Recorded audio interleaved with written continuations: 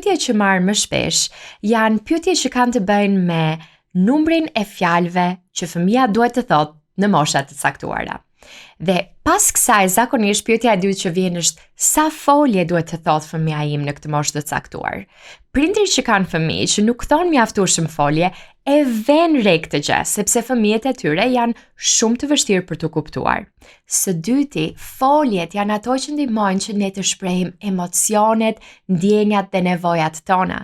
Dhe një fëmijë që nuk ka folje, nganjëherë mbetet një fëmijë plotësisht i frustruar pasi nuk mund të shprehë dot ato emocione që ndjen ose ato nevoja që ka.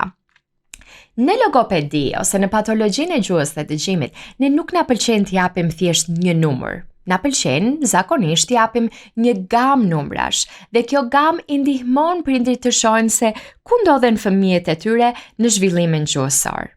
Për sa i përket foljeve, ne presim që fëmijët 2 vjet dhe sipër të kenë akumuluar të paktën 40 folje. Por çfarë ndodh nëse fëmia im nuk ka 40 folje? Nuk është kjo diçka për të shqetësuar.